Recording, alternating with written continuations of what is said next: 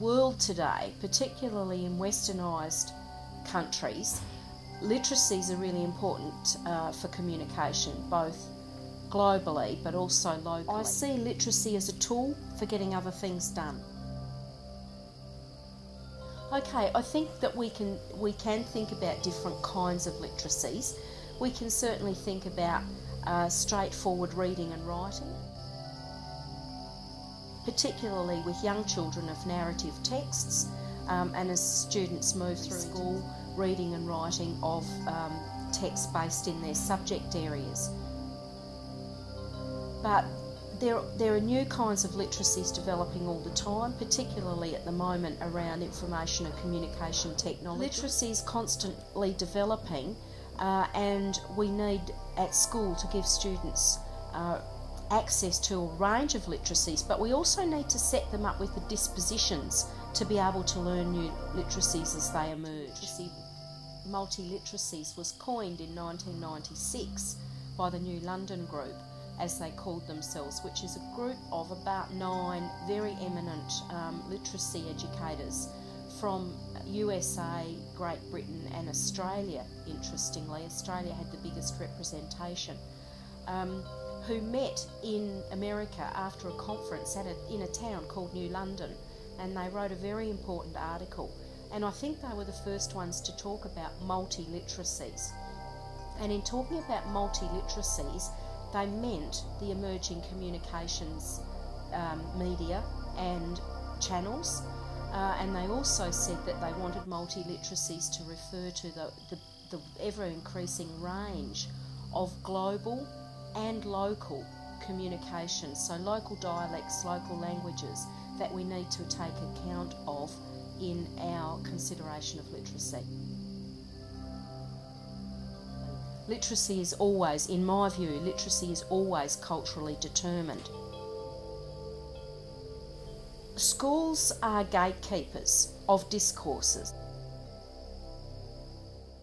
So some students always have access to discourses in their homes and communities, but they may not all have access to the discourses that are most valued. So schools give students access to valued discourses, and by giving them that access, they also give them access to cultural capital, particularly symbolic capital.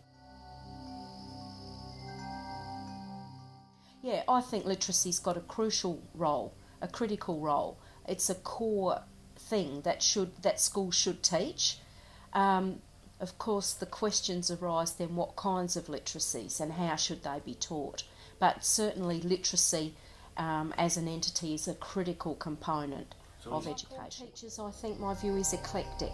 I think I take from different theories or approaches to literacy that I believe, given my experience and reflection on my experience, work well to help people to become literate. Obviously, young children between about the ages of 3 and say 6 are very interested in the rudiments of reading and writing, and they may engage in learning the code, the alphabetic code of English, for its own sake. They use phonics, but some children learn to write their names, for example, by looking at the whole name and kind of memorising, we would call that whole word. So there's some elements. And the second thing that guides me is Luke and Freebody's 4 resources of the literate person. What that framework does for me is enable me to cut through all the argument about what we should and shouldn't be doing when we teach literacy. It's all important. Yes, children have got to know about the alphabetic code, which means about phonics. They've got to know about grammar, they've got to know about syntax, punctuation, all those things, because they aid clear communication. But they also need to have critical literacy skills, so they can tell when the wool's being pulled over their eyes or when they're being given an argument that is spurious or biased. Most teachers are eclectic. They do use a range of approaches. They will combine some aspects of genre, the genre approach, with reading for enjoyment and pleasure, with writing, with some whole language approaches, with some phonics, with some spelling drill. So I can't think of any teachers I've ever seen who are not reasonably eclectic. I don't think there's a crisis in literacy.